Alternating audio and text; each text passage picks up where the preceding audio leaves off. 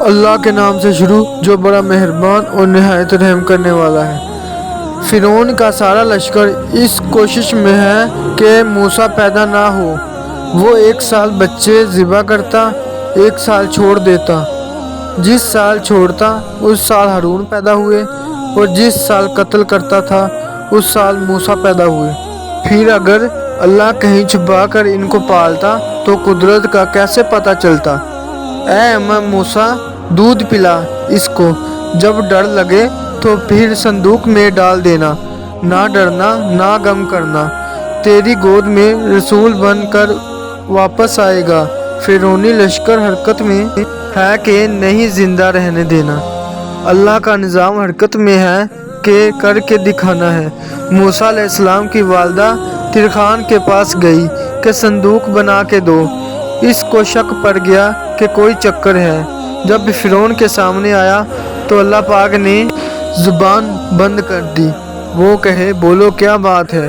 وہ بولنا چاہے تو بول نہ سکے، اشاروں سے سمجھائے تو سمجھ میں نہ آیا۔ میں نے کہا پاگل لگتا ہے، نکال دو۔ جب باہر نکالا تو زبان ٹھیک ہو گئی۔ وہ پھر واپس آیا کہ بھائی مجھے ضروری بات فرعون کو بتانی ہے۔ فرعون نے اندر آنے کی اجازت دی۔ فرعون بنی اسرائیل کے علاوہ اپنی قوم میں رحم دل بھی تھا اور عادل بھی تھا، اسی لیے اس کو اتنی مہلت مل گئی۔ ایک دن موسیٰ علیہ السلام نے پوچھا، یا اللہ، یہ خدائی کا دعویٰ کرتا تھا تو آپ نے اس کو اتنی مہلت کیوں دی؟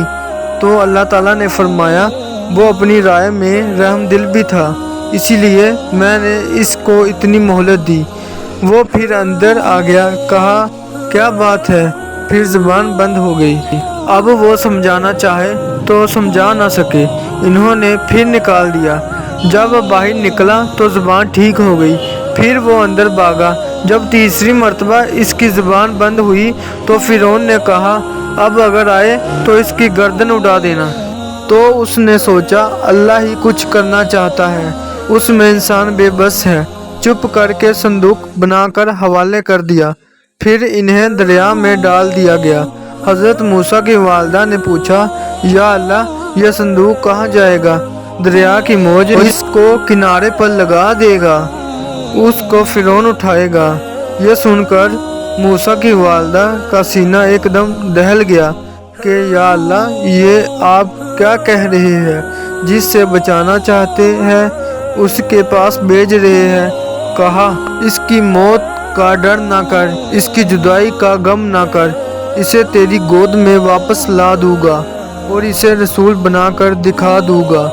جب اس بچے کو پکڑ کر فرعون کے دربار میں لایا گیا تو فرعون نے دیکھتے ہی کہا، قاتل، یہی میرا قاتل ہے، اسے مار دو۔ خود آسیہ نے کہا، یہ تو آنکھوں کی ٹھنڈک ہے، اسے چھوڑ دو، اتنے مارے ہیں، یہ ہمارے گھر میں پلے گا، کیا ہو جائے گا؟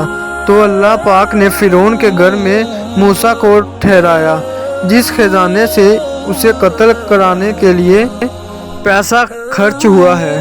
آہ بھائی، اسے دودھ پلاؤ، اس نے بڑے ہو کر میرا ہی سر لینا ہے۔ موسیٰ کس کا دودھ نہ پیے؟ اللہ پاک نے ساری عورتوں کا دودھ حرام کر دیا۔ موسیٰ علیہ السلام کسی کا دودھ نہیں پی رہے تو انہوں نے کہا، میں ایک گھر جانتی ہوں جس کا پتہ بتا دوں۔ انہوں نے کہا، ہاں ضرور بتاؤ۔ یہ اپنی ماں کو بلا کر لائے۔ اب ماں بچے کو دیکھتے اور اس کے دل میں محبت کا جوش نہ آئے اور چہرے پر اثر نہ ہو، یہ کیسے ہو سکتا ہے؟ یہ تو انسانی فطرت کے خلاف ہے۔ شہنشاہ اکبر عمر کوٹ میں پیدا ہوا، 2-2.5 سال کا تھا۔ اس کی ماں کابل چلی گئی۔ 2.5 سال بعد وہ کابل گیا تو بہت ساری عورتیں بیٹھی تھیں، تو ان کو چھوڑا گیا کہ اپنی ماں کے پاس جاؤ۔ اس نے سب کے چہروں کو دیکھا اور اپنی ماں کی گود میں جا کر بیٹھ گیا۔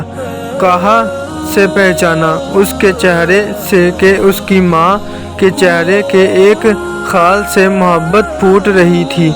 اس نے کہا، یہی میری ماں ہے۔ جب موسیٰ علیہ السلام کی والدہ آئی تو اللہ تعالیٰ فرماتے ہیں کہ قریب تھا کہ موسیٰ کی والدہ کے دل کی بے قراری چہرے پر آ جاتی۔ ہم نے اس کے دل کو بند کر دیا اور موسیٰ علیہ السلام کی محبت کو کھینچ لیا اور ان کی والدہ ایسے پتھر ہو گئی جیسے اپنا بیٹا ہے ہی نہیں۔ لیکن جب انہیں دودھ پلایا تو وہ پینے لگ گئے۔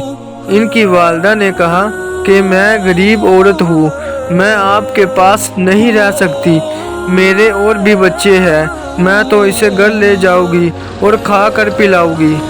یہ منظور ہے تو ٹھیک ہے، نہیں تو میں جاتی ہوں۔ فرعون نے کہا ٹھیک ہے، اسے لے جاؤ اور دودھ پلاؤ اور دودھ پلا کر ہمارے پاس چھوڑ جاؤ۔ اب جس خزانے سے پیسے خرچ کر کے بچے ذبح کیے جا رہے ہیں، اسی خزانے سے موسیٰ علیہ السلام کی پرورش ہو رہی ہے۔ اگر آپ کو یہ میری ویڈیو اچھی لگی پلیز لائک کر دیں، شیئر کر دیں اور سبسکرائب کرنا مت بھولیے گا تاکہ آنے والی ویڈیو آپ کو جلد مل سکے۔